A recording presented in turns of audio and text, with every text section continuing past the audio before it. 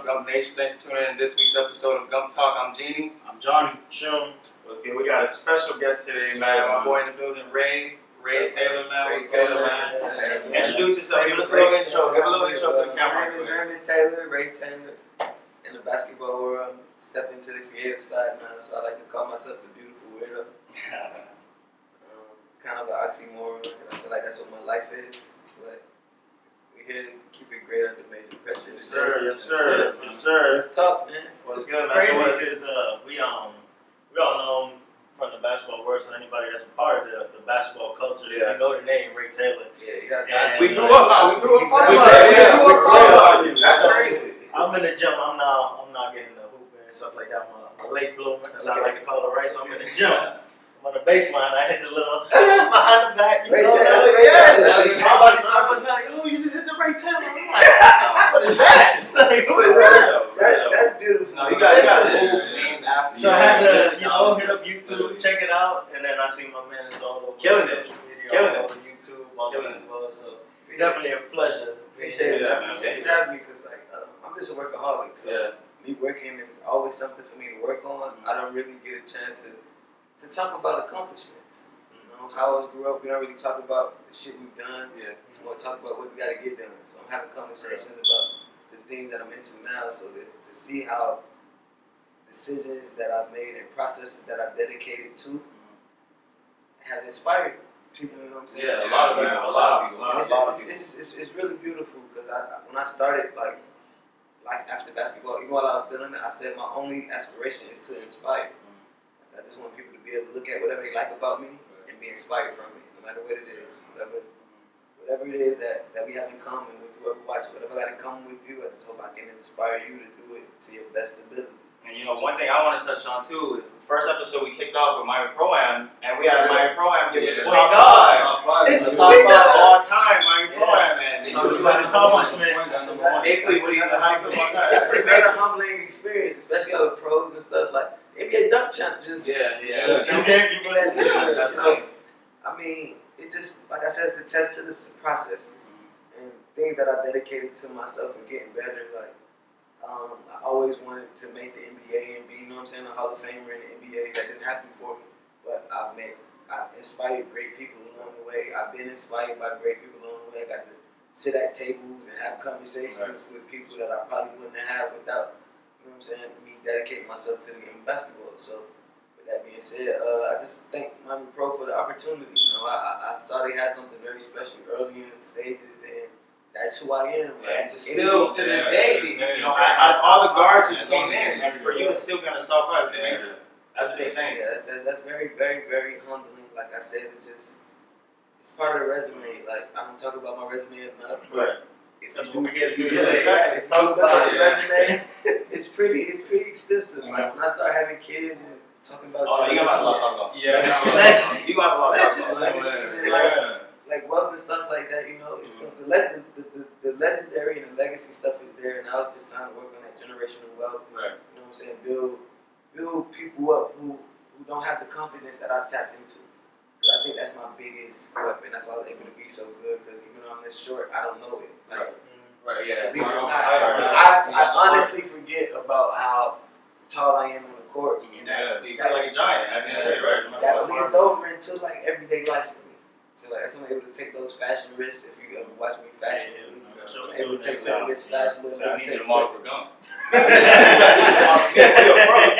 Right here, right now. Hey, you hear it, man. We're gonna negotiate the deal right now. We're gonna get a deal done today. Right after the camera stop rolling. But yeah, like I said, I just put my niche and my creativity that was in crossovers just honestly into businesses and how to brand businesses, how to turn Raymond Taylor into a brand without just basketball. Like basketball can be a part of it, but shit, I want to talk about politics. I want to talk about alien. I like to smoke weed. I like women. There's so much other stuff that I feel like I'm a connoisseur to. That I can give back to that culture and I can reap benefits, like I say, for generational wealth and generational legacies. Yeah, and as far as projects, let's talk about some projects. What you got going on right now? Like I said, I'm a creative director, so like how I get into it is like I said, I'm a process guy. So like I literally jump into whatever I'm working on. So like I said, to start up this company, I linked up with one of the best songwriters in the game today, and doing that, I now have publishing myself. I got songwriting credits because I indulge in it. So if I'm working with a skateboarder, I'm gonna go to the skate park and I'm gonna bust my ass. That's who I am. So that's why I started this creative company, because like the confidence it took to me to be successful as a human being before you start thinking about business and before you start thinking about money and all of that, you just living. And I was always a guy that people came to either put on the show or put the show together. So self-reflecting, I figure out how can I make this a business model? Because I never seen it before, it was like extremely hard. You get what I'm saying? I actually want you to touch on that a little bit, because when we try to branch out and do something that we've never seen before, we can't rely on a family. You can't rely on nobody. And that's why, like, one of my first companies that I started is a clothing brand, and I named it Sophisticated Degenerates. And the clothing, I was checking that out today on Instagram. The motto behind it is be crazy enough to believe in yourself. Because that's what a sophisticated degenerate is. You're gonna be a degenerate because you're gonna go against tradition. Tradition is to be normal. Tradition is to be average. And my resume shows you that I'm not average. Even though in my mind I am. Like, I'm very humble, very down to earth. I'm a talk, I'm a communicator, but I don't put in average work. Like, the stuff that I do isn't average because that's the dedication and the passion that I put into it. It's not an average type of passion. So with that, it bleeds over really into everything. And you making your own clothes, like you sewing that yourself? Actually, so like, with that being said, when I first started, I didn't know much about clothing because I was dedicated to hooping. That's why y'all know me as a hooper. Like the move and all that, I actually got that move from He Got Game. But Ray Allen did it against nobody. When I saw him do it against nobody, I tried it before, and then it just stuck with me. And then it was cameras following me in high school. When we talked about it, and I just kept talking about it. And I've seen it on the Perfect Rotation. Perfect Rotation. That's so that was the TV show that we had in high school. Not many people saw it, but we kind of started this web series culture of life. That was 2 days before. I'm Hoop Tape. I think it's crazy to see bring up Hoop Tape, but I'm one of Hoop Tape original million. OGs. I'm one of the first people that got 1 million views on their platform. Like, I helped them build their platform. That's what I'm saying. I self-reflected on who I am as a brand. I helped a lot of people, and I started to realize, we don't control the narrative enough. So when I see, of course I'm coming to this interview. You're controlling this narrative. So if people we complain about the narrative being painted when we don't have equity into platforms that can control it and creatively control it. Like I said, I can tell my story creatively. Like, I just was talking to Durant Scott. He started a movement about the international grind. And I'm like, the culture needs this. Not enough people know about what these international players are up against. Like, what's the life is like while they over there. We don't know nothing of that because we all conditioned on ESPN. And ESPN only talking about the NBA. So kind of like what's that show on Netflix? One Chance. It's kind of something like One that. Chance You. One Chance You. I don't know what his thing about it, but I told him anybody he needs from Miami, I'll definitely be there. And you played overseas also. How was that? It was amazing, but it also let me know that peace of mind comes first. That's something we take advantage of, especially like even in high school. Like, once I went through it, I realized kids in high school don't play that good in college because they're out of their comfort zone. So then you start looking at kids that even on the AAU circuit in high school, if they're playing in tournaments in their hometown, they might average 30 points. Once you get them in North Carolina, it's a whole different ballgame. Kids averaging 11 points because they're not comfortable outside of their comfort zone. So my comfort zone was a little bit bigger, but playing out of the country, and like I said, my aspirations were NBA. So you got to adjust to this overseas living. It's a whole different. It's different. As a young man, like I said, I'm able to speak the way I am now because of all the mistakes I made being over there by yourself. So like, let's say the rookie overseas. It's the first time you're absolutely by yourself. In another country. In a whole nother country, 9 times out of 10 don't speak the language you speak. So you need a translator just for plays. You need a translator for stuff you love. Like, you love playing basketball, but you don't know what comes in. You don't know. So like, that's a whole different type of like depression or a mental abuse that we're not preparing for or throwing that ball in the hole. And that's why I want to get in control of like platforms and control the narrative so I can teach. Like, I don't have to make the NBA. Like, I'm from Miami. This lifestyle is mine. Like, while people got to dedicate to the NBA, I had that lifestyle since 13. That's true. That's the double-edged sword I was talking about. Right. That's why I was so uncoachable.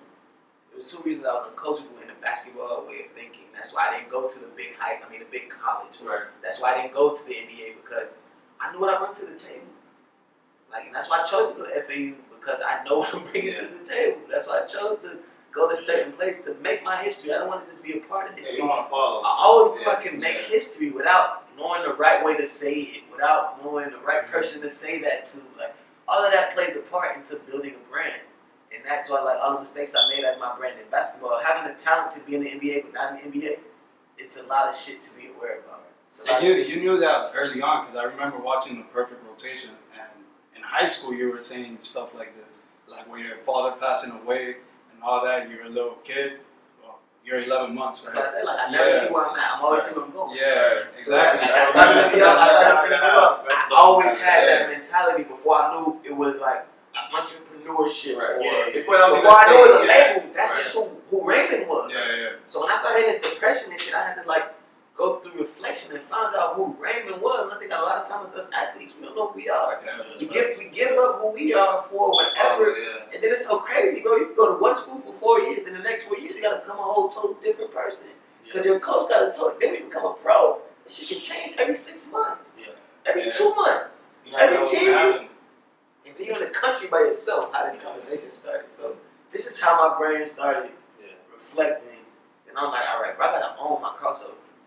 Like, how can I own my crossover? Like, and I met Jazzy, and she's a songwriter. So my first time seeing her in the studio is equivalent to like me going to a gym late night, like I always do. Nobody's here. Right. It's just me in the gym, working on something. Unless I come up with the move. And before I use this move in my next game, imagine me calling up Kyrie, like, yo, I can sell you this move for $10,000. Every time you use it after that, just give me royalties, bro, and publish it. Right. So like when I met her, I'm like, why the fuck you giving all these songs away? Like, doesn't make sense to me. What are you doing? And then she started explaining to me her perspective of a songwriter. And then I met somebody super famous. Y'all probably heard about who I was dating a while ago. So when I got around that brand, it's like, all right, I saw people getting paid for stuff I did on my team. Like, all right, that's crazy. What's the team concept gonna be for the Midnight Madness? All right, bro, we gonna the '88 Bulls team. We gonna boom. All of that is creative directing.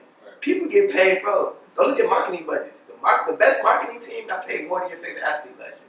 Wow. The best marketing company got paid more than your favorite rapper last year. It's always behind the scenes. Marketing is what makes everything go. Right. So you got a point guard mentality, like, yo, I got all these weirdos, all these graphic designers, all these cut and sew people, all this stuff that people don't care about.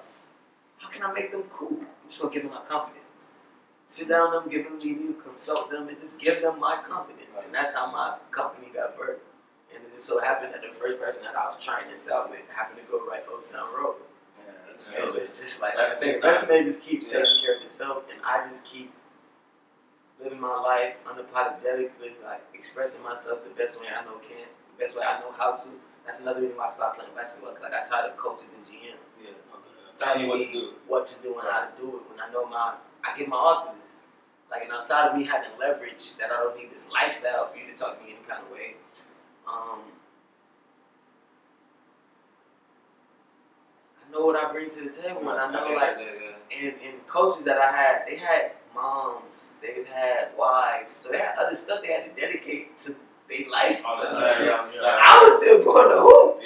No matter what. No matter what, I'm hooping. So of course I'm being coachable. If coaches put in 20 hours a day into something and I'm putting 24, after I might be able to be coachable the first 2 months. But after me knowing that I put more work into you for 2 months, my brain not gonna listen to everything you say. You're gonna have to sit down and you have to talk to me as an equal.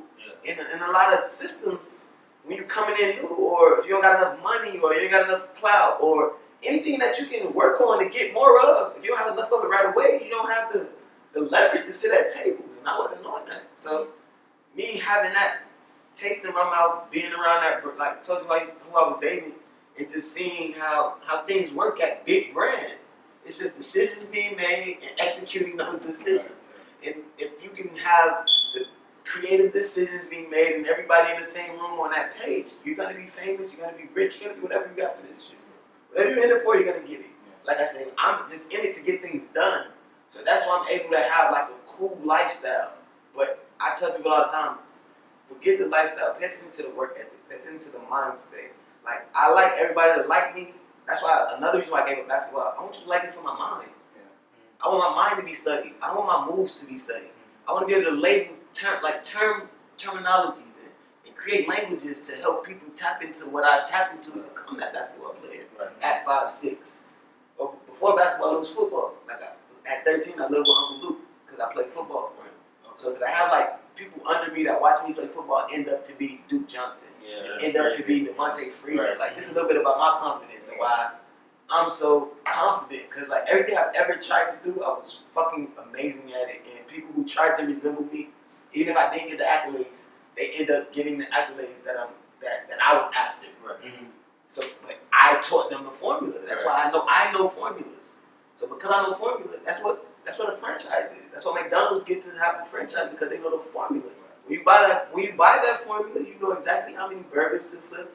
You know what to put those frying pans in. Now you can run the McDonald's and see those profit margins. So I just had to literally self-reflect, break my own leg down, and I learned so much about like the bigger meaning of life, like the purpose of living, to create. I feel like that's the purpose of living. If you're not creating something, you're just pushing forth something that's already been created. Like, basketball was created by James Naismith. So I could dedicate my life to that, but what the fuck am I getting back? It's just making James Naismith. Like, I made James Naismith inventing cool. Instead of inventing something in my life. Like, how many athletes made Nike cool? Without the ball just now, Alonzo Ball and I'm bringing out Baller Brand. Why no other athlete did that first? That's true. That's fine. But before I knew that verbiage, I was making those steps without that platform. So that's why Raymond been ducking off. It looks like I'm doing a whole bunch of nothing. No, I'm just. I'm trial and error. It's trial and error for me. I'm having fun, but within the fun, I'm trying to figure out, this shit has to make sense. I'm not placing all these places for no reason. Like, I want the money. I want the knowledge. Why are you putting me here? Why I'm at these tables that other people can't be at? Why I'm in these circles that other people can't get in? Why me? Like, in my mind, I'm ready, but then it's you, because not everybody asking these questions. Once it's what they want, once they making $1 million a year, they not trying to grow no more. That's it. Or once they get the girl, like, I don't know what content is. I'm so comfortable being uncomfortable. That's good. That's fine. And another thing too, like, what do you think about cloud? Like, I was going to talk about the 6ix9ine thing, the whole cloud chasing thing. What do you think about cloud? Like I said, bro, we do what the best we know how. Like, we do the best we know how to do. So if you control and make millions, why wouldn't you? Think about the hard work. Your mom went to work probably 15 years and never saw $1 million. So if you can go troll, you get 10 million, you're not control. That's true though. Control. That's what I'm saying. But to me, because like I'm a creative director, so I had to pay attention to this. I say stay organic. So if, like me, I troll with my fashion naturally without having to try. One of my shoelaces are different colors. Somebody's gonna ask a question about that. I got one bow tie. I was gonna ask you about that. I just wear conversation pieces without having to go troll. I'm trolling naturally. So me in those consultation meetings, I'm just finding out the ways that, because everybody has emotions about something. And you being you, nobody's gonna agree with 100%. Nobody's ever gonna. He's not gonna agree with 100% of your decisions. Like, that's not the case, because we're all our fingerprint, one-on-one. We conform, we have things in common, but we're all one-on-one. So what makes you popular, for real, what makes you have clout, is you being you. Standing on what makes you you. But what makes you, I'm having common. He gonna have something in common. Because you were the weirdo because you were too tall and black. I was the weirdo because my hair was good and I was short. Hey Gump Talk, don't forget to visit our friends at sanitationexpertsmiami.com for all your disinfectant and sanitation needs. They use electrostatic sprayers to sanitize and disinfect all areas and all spaces. So check them out and let them know that our friends at Gump Talk sent you for 10% off. Once again, their website is sanitationexpertsmiami.com. No matter what kind of publicity you get, bad publicity. It's good publicity. No matter what. Because the publicity you're talking about. Right. But that's why I said it's so important that we control the narrative. Right. That's what I'm saying. What if they're So talking once about I have a bad though? platform, that's why you have to control the narrative. You don't have to worry about this because you can control your narrative. Right. Whoever you're talking about, you have the narrative to control it. So if they talk about your basketball players, you can go get every basketball player that has a say-so and talk and bring them on your platform. Exactly. Yeah. So that's why it's control to own. Ownership is so important. Even if it's just a platform that we think is nothing, we don't need money. All we need is an idea. Because somebody's gonna have income in. They're gonna play it in with money. Because most people, and this is why I got into this business. The people with the most money don't have no ideas. They buy ideas from people. Then you're still profit. I'm an idea broker. Yeah. Real estate brokers make a bunch of money, and there's no more real estate ever being made. All the real estate is here already. Yeah. Intellectual property literally gets going every day. You can open up the LLC, and now you can put out a song, you can put out a book, you can put out anything and gain intellectual property. That's property in this fucking space right now that's unlimited. It's not gonna always be unlimited. Like 500 years ago, we could just go pick a land out, get the biggest guns in the house. That's it. That's what intellectual property is now. But years from now, it's not gonna be that way. Yeah. So all these podcasts, bro, drop 100 podcasts. Stop being perfect. Yeah. Just fucking put the content out. Yeah. Content runs the world. Like that's true. Yeah, that's right. 100 years, it's gonna get on Netflix. Every network on TV, it's content. Right. You turn on the fucking radio, content. Yeah, it's all about content. That's money. Yeah. I don't care about money because I come up with content. Like right now, I'm making new content. I just left from having a meeting about content. When I leave here, I'm gonna go make more content. Somebody's gonna believe in it. Somebody's gonna It's buy the it. truth. Somebody's gonna buy it. Like what I'm saying, and I tell people all the time, you scared to be you? How? People have a favorite color. What's your favorite color? What the fuck have blue ever did for you? Except for always be blue. Right. Only thing blue ever did was always be blue. Yeah. And because of that, people are gonna react to it. Oil doesn't mix with water since the beginning of the time. It never is. I know this because they tried to. I did an experiment with it. You did an experiment with it. It doesn't mix. We know this stuff, so but we both know oil and we know water. You just gotta exist. So I tell my clients, create your color. Your brand is your color. Once you create a color, you're gonna get the fans along. Is that people keep changing their color based on whatever color they're hearing on the radio so or whatever control control the the narrative. adjust and fit in. You control the narrative while you're just. Right. You have your own platform. Yeah. That's true. I'm with you. Even if it's a sewing company, you have your own platform. It's a sewing company. You don't need to. You don't need to. Everybody in the world that wants to do a fucking clothing line needs a sewing company. That's And true. Yeah. That's true. So I got a printing company. You know. That's true. It's room for everybody. Yeah. Be you. That's what I'm saying. Around me and my clique, my whole clique is be you, bro. That's what team sport is.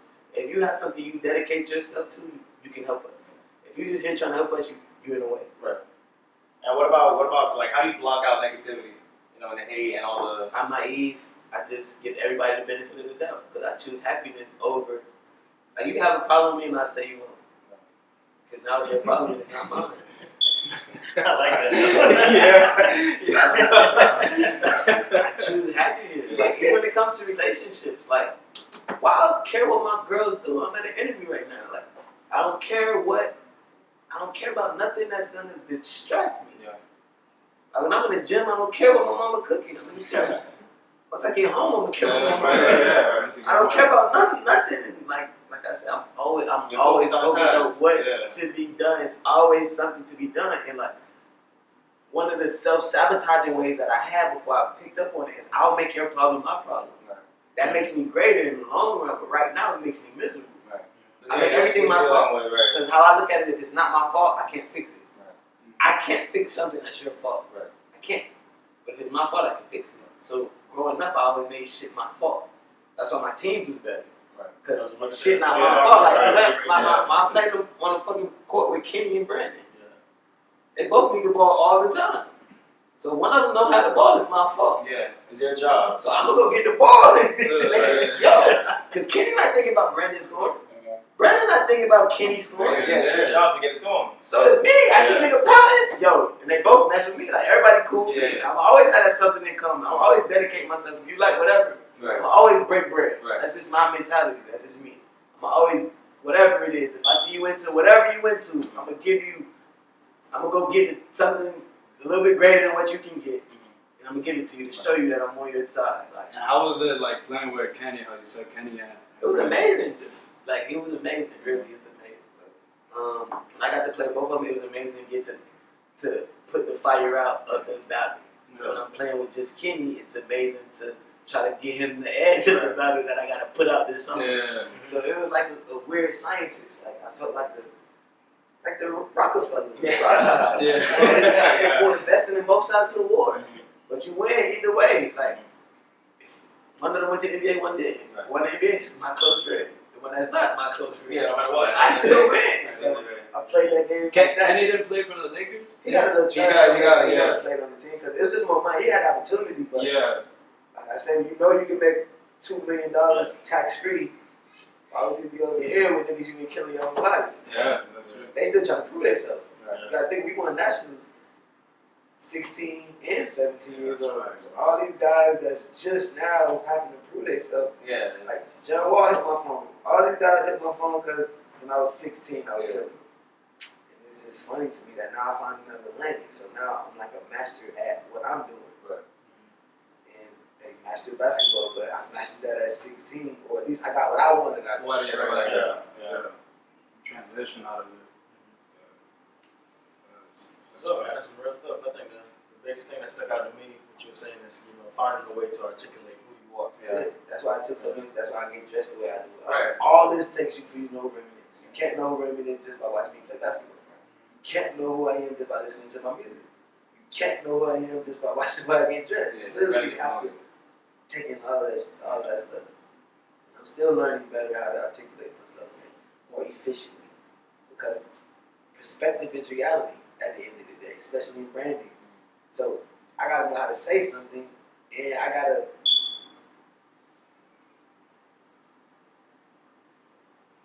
hypothesize or guess how you're gonna receive it. So I know the information. Now I gotta play games on how to get them to receive it. It's like how to make medicine not nasty. That's how I look at my creative projects. How can I make this medicine? Everything I'm doing is giving game. So whether it's a song, it's real game in that song. It's real like documentary. Like that's what made me start making music, because my lifestyle is crazy. It's eccentric. It's a movie, yeah, like it's a movie in layman's terms. And another thing too, I want to talk about is off topic, but you said, what's your thoughts about aliens? Do you think aliens exist? Aliens are real? No, they do. How come? Because since the beginning of the time, they've been saying people that they don't know how to describe and tell them something. That's how God eventually got here. The idea of aliens. That I could break down just that idea. It's just an idea. Something we've never seen. That's what an alien is. And you've been an alien before. Right. Being black in America is an alien. Nigga, what are you talking about? It's like that energy, I believe in energy. Energy can't be destroyed, don't transfer. So we name shit different shit, but it's all the same energy. Positive, negative, it's energies. Like certain shit make you get up, certain shit make you get down. Right. It's an energy. Like the energy of God is just like being able to articulate and be able to be understood. That's God. Sacrificing my moral judgment or what I believe in based on whatever you want to do. Because whatever God says, you give up yourself for God. Right. That's just help us to learn everybody else. Because in my philosophy, each of us are gods. We each have our own relationship with God, which makes us a god of something. That's why everything needs to coexist. But we're in chaos because we're not trying to be the god of individualism. We're trying to, like I said, we're trying to master the information. We're all attracting ideas at this point. The idea of bills, that's somebody else's idea. People live for millions of years without paying a bill. People live for millions of years without owning a house. Like, we were hunter-gatherers. Like, everything is just developed. People like me develop what reality is. Like Walt Disney. It was just a sketch of a rat that people thought he was crazy for. Now it's literally, it owns. Mastermind, man, runs the world. But owns ESPN. Yeah. Disney owns ESPN. Runs the world. Yeah. Disney owns ABC. Right. You know what I'm saying? So like, it started with a sketch on a piece of paper, bro. It started with a sketch on a piece of paper. And he didn't even know how to draw, so people thought he was crazy. Like Walt Disney was literally, he had wealthy parents. He was going around talking to his wealthy parents, showing them a sketch of a rat. Like, yo, this is the future. They took him to court. They thought it was crazy. You take a picture of a rat and say this is the future, bro. Yeah, a lot of people look at you crazy, you know? And to the point, all he A did lot of was people say, "Oh, this guy ain't That's taking what I'm out saying. there." That's why I came up with sophisticated degenerates. Yeah. And if you watch I got this red hat that says "fuck off." It's the first sketch of Mickey Mouse. Oh, you remember the First ever sketch? first ever? Well, I Oh, they originated, right. I saw it and I came with my team and I recreated my interpretation of the first sketch of Mickey Mouse. And it's just him and finger. It's a middle finger saying "fuck off." Because to create something great, you gotta have that energy. And you kind of talking about like you obviously smoke pot. Yeah. And when was your first time smoking? Actually, bro, this is a funny story. My first time smoking pot was actually a sophomore in high school. That summer. And I started smoking pot to show my friends that they were weak-minded and it really didn't get you high. Like, y'all just fake it and it doesn't get you high. Yeah. Long story short, I ended up getting high. Like, I had raps on it, but when I went to FAU, this is exclusive interview. Like, I went to FAU and every Division I school, they're allowed to take, every 4 years, they're allowed to take like overseas trips. Okay. Yeah, right. So by the time I got to college, that year I was going to FAU, they decided to go to Amsterdam, bro. Wow, right? I just started smoking 2 years ago. And like Wayne, and like this when I realized he was rapping about real strains. Yeah. This when I started understanding strains. He was rapping about super silver haze and shit like that. And when I went to Amsterdam, I'm seeing this on the coffee shop menus because like they sell weed like Walgreens. Yeah. At coffee shops. Yeah. So you go any coffee shop sells weed in Amsterdam. And I only know this because imagine being on a basketball team in Amsterdam. And like, bro, shit was so crazy. It was like 4 or 5 months that smoke weed. I won't tell them no. If they get interviewed, they can tell them themselves. Yeah. I don't snitch on them, but we all smoking. We all put our per diem together. So per diem for that day. First day we got to Amsterdam, we all put our per diem together. Went to go get like 2-3 pounds. And we about to go to dinner.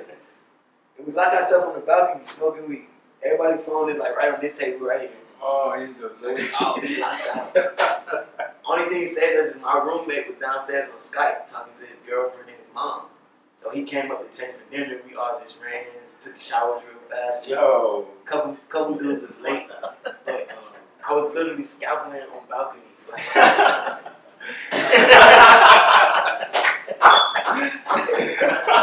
Then we get to the first game, but in the middle of the game, I'm coming down the court, I just throw up. Everybody who spoke on the team know why I'm throwing up. I just told coach, yo, the bananas are crazy. The bananas in Amsterdam different. Coach, I don't want no more of them. Coach, I'm going to blame it on the bananas. he did that. He got away with that, you heard? But the universe didn't, because that year when we got back, I failed the drug test. So my sophomore year at FAU, I was suspended the first 7 games because I failed the drug test. That's breaking team rules. Yeah. And I'm talking to if you hear somebody breaking team rules, they either it's a sexual assault, like a sexual offense, or they failed the drug test. Right. That's just free game on this interview. Because I'm a walking testament. I don't know about other people, but me, this is what I've been through. Yeah. That's a little bit of what do you think about the people who think like marijuana is such a bad thing? You know, because there's people who lack are of so information. against it. Lack of information. Yeah. Like I said, it's just the same white people that think black people are so bad. Yeah. They never sat down and talked to us, and all this information that they got before it is bad. And that's why I say it's so controlled to control the narrative. It's so important to control the narrative. Like, people don't know that Hitler wasn't even from Germany. He's from Austria. But he was able to control propaganda. So you got Germans to kill Jewish people for him. He wasn't even German. That's because he was controlling everything. Because he was controlling the narrative. He wasn't controlling everything. He He was was controlling controlling TV, propaganda. Right. So you think there's disinformation why other people think marijuana is That's so all it bad? is. That's all it is. That's all it is. Because I have conversations with my mom. I know my mother loves me. She hates me smoking. Right. She never smoked before, and that's why she hates me smoking. Right. Yeah. Like, if she tapped into what I tapped, I can't explain it unless you've done it. And like I said, I didn't start it to fit in. Right. I started to show people that was doing it. Y'all fake it. Right. Cause I know I was a little bit more mentally strong than they were. But what that did to my mental is like help me challenge coaches, help me challenge GMs. Like, it keeps my head from just going along with that police officer that's talking wrong. I ask questions. Like, it makes me question more. Yeah. My another question: Do you ever feel pressure with everything you do? Do you feel any pressure? In the time being, but like very briefly, because I know it's fake. It's just I'm a diamond. So how do you make diamonds? Pressure and weight. Without that pressure, it can't be a diamond. So I gotta always feel some type of pressure to be who I am. That's like I said. That's just me studying energies. That's just the energy of a diamond. The energy of a diamond, you gotta go through something. Just like a butterfly. So you might see me on Instagram. I do a lot of a throw up face, a green caterpillar, blue butterfly, blue heart. That's the process to life to me. When you first start, you want to throw up. Then you might turn into a butterfly. Somebody might like you, but most gonna hate you. Right. As soon as you go in that cocoon and come out a butterfly, the world fucking loves you. So just trust your process. Trust the process, man. If you don't make it through the fuck shit, you ain't buying it. That story too good to be true. There's no easy way to get to. I mean, if I make it look easy, y'all not gonna believe it. Exactly. Right. If I make it look easy, y'all, I'm faking. That's why, like right now, people think I'm a fraud. Cause my struggles, I make it look easy. Yeah, that's like the move. That's like the move. Like first time I tried it, I'm losing. I'm like, man, this is making it look easy, bro. Making it look easy. I don't know. And I mean, like, bro, I watched Through the Fire, bro, for real. And since I watched that documentary, bro, I used to get up every morning before school and work out. That's facts. I did. Like, I started that. Oh shit, niggas do that. Before that documentary, I never knew niggas was working out before school. Like, no, I was working at practice. That's it. Yeah. Because it's the narrative, what we're being told, and how we're being told to do things. Doing the best thing we know how. Yeah. That's true. I still haven't seen that documentary. No, that's crazy. Have you seen the trailer? No, I've seen it. Crazy. Good. What's that? From Through the Fire. You never saw that? No. I watched that at least 100 times. It's good? At least 100 times. In fact, that Jay-Z is my favorite rapper, and he co-signed it. So like that whole, that's what I know about branding. It's so important. Like the only reason I play basketball right now is because Allen Iverson. And At a pinnacle point in my time, Jordan my favorite basketball player ever, but Iverson was more me. Iverson was me, and it took Jordan was my favorite, but if Jordan was my favorite, I wouldn't even pay Iverson attention. Right. Jordan made me pay attention to basketball. And then when AI came and didn't back down to Jordan, that was me. He had the braids, that was me. It was just different style. It was just me. Style. Yeah. Brought his own style. Jordan had a bald head, that wasn't me. Yeah. If it was Jordan 6'6", that wasn't me. Like certain shit, it just wasn't me. And so I was me. Jordan, LeBron, Jordan all the way. Jordan, yeah. Because Jordan, I mean, LeBron is more polished. No, bro. LeBron's all all nowhere. Make it look easy. Yeah. But Jordan would dominate the whole game and dominate anybody. And he'll win. If you need to win, you're going with Because Jordan. he knew how to go attack a process. Yeah. Like he didn't cry about. That's what LeBron does. LeBron cries. That's what I'm saying. LeBron's a crybaby. That's my difference. LeBron's a crybaby. But Nah, if I were running a campaign, I wouldn't call him a crybaby. He knows how to run a campaign. But he's a crybaby, though, bro. He knows how to run a campaign. You feel me, bro? That's today's climate. But It works. It's being smart. It's being smart. Basketball player. That's what LeBron is. It's being smart. Yeah. That's what I'm saying. You gotta be efficient. But if you put Michael Jordan and LeBron's time period right now, And you know, I'm an intellect. We can never do that. So I can't indulge in that. you feel me? Because I'm just saying, there's no way. I can't indulge into some make believe shit. Like, I'm just if you saying- go to the moon, I'll dunk on you. Not on the moon. The fuck you talking about, bro?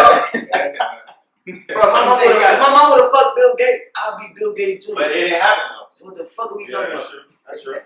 But that's what I'm saying. But the argument of LeBron and Jordan, that's all they talk about. That's what I'm saying. I don't have an argument. I love Jordan, like I said, bro. LeBron is lit for his time. Yeah. Jordan's my all-time favorite. I need the grittiness. Personally, I need the grittiness. I don't Jordan, need the perfection. Nah, Kobe, yeah. Kobe different too. Yeah. Kobe different, but he still had that Jordan. I fuck with Jordan because, like, in the moment, I created my blueprint. Yeah. There's no creative directors from South Florida. Yeah. There's basketball players, there's football players, there's entertainers. Everything else. When it comes to creative directing, they're gonna say that's Terry Taylor. Yeah. Well, and on top of that too, that's the same thing we're trying to do with the podcast. What podcast is gonna end? Why do you think I'm here? Exactly. You feel me? We got all help each I other. can do it. Not being a dickhead, I can do a lot of things. Exactly. But I don't. I do shit that I can bring credit to. Exactly. I think Miami Pro League said Raymond Taylor. He's their best Top player of all five. time. Yeah. Because when niggas didn't care. When they wasn't the top dunk champ, Raymond was putting on shows. Nigga. Y'all niggas wasn't there. Yeah, exactly. I'm sorry. You're holding it down. Y'all wasn't there. That nigga Raymond on my fucking god, bro. one night. Next day he had 50 assists. Yeah. Like, he just put on the show, bro. Every time with basketball, I thought I played shitty. Yeah. Had the most fan love after the game. I couldn't do the same shit. I inspired them.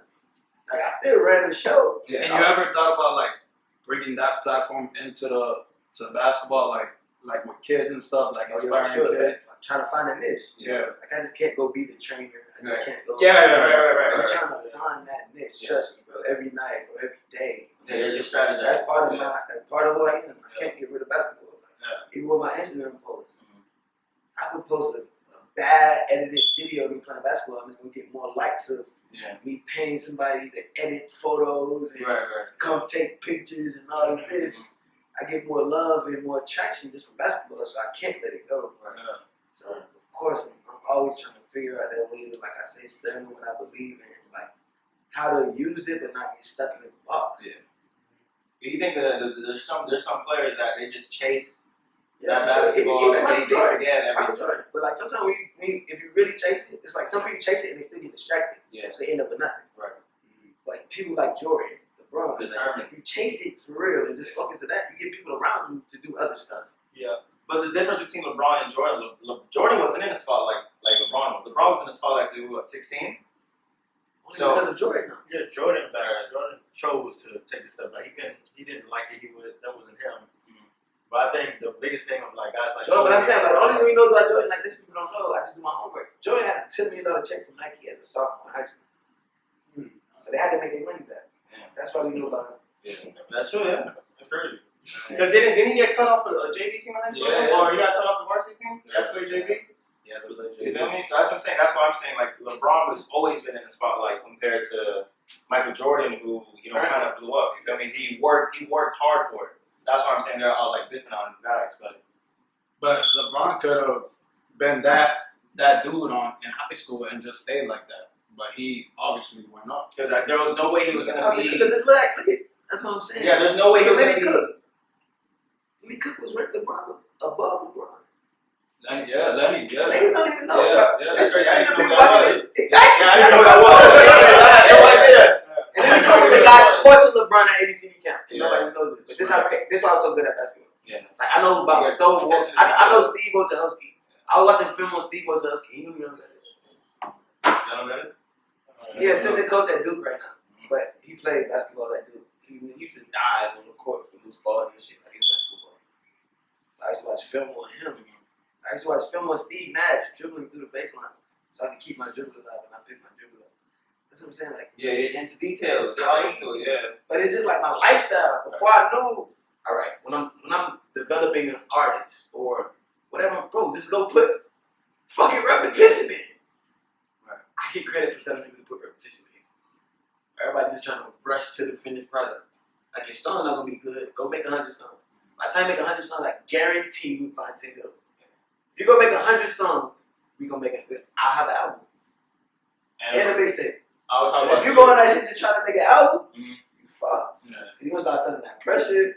You gonna start wanting the bitches. Everything's gonna get in the way. Everything's gonna get in the way. It's too many. I mean that shit like we gotta make 100 songs. Yeah. Damn, bro, I'm at 38. You already better. Yeah. It's already bitches on you. Yeah, right. It's already bitches with all that shit there, but we focus on damn, I still got 40, 62 more songs. Fuck.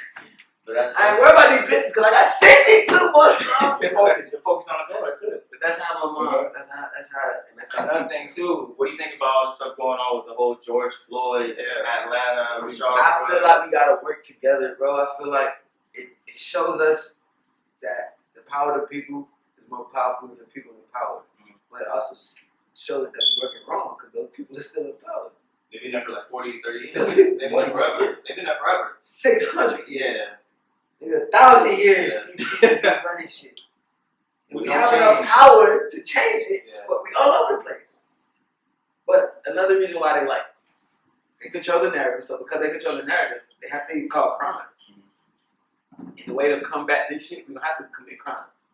And if we organize and talk about it, now it's organized crime. Nobody trying to get that jail time. Organized crime. You're not trying to organize crime. You're not trying to have them say Gump is a exactly, right. But those people control the narrative. They can really turn Gump into a game. Because you made a bad decision in your life. You made a bad decision in your life before, and you made a bad decision in your life before. So because they own the platform, they can say y'all are thugs. Right. Because of the one, you cheated on the test, you did something. It's human. You've done something. Mm-hmm. How much money can I have to go pick it up? How much money you got? That's true. That's good. So, man, thanks for tuning in this week's episode of Gump Talk, man. I'm Gene. I'm Johnny. I'm Sean. Thanks, Ray Taylor, for coming in. What you want us to close us out with, Ray? Be crazy enough to believe in yourself. And thank y'all for having me. Appreciate it, man. Tune in next week. What's up, Gump Nation? Thanks for tuning in this week's episode. You can also listen to the podcast on Apple and Spotify. Tune in next week for next week's episode. Make sure you guys like and subscribe. Also, don't forget to shop on Gump Clothing for the newest merchandise. Tune in next week's episode. Stay Gump.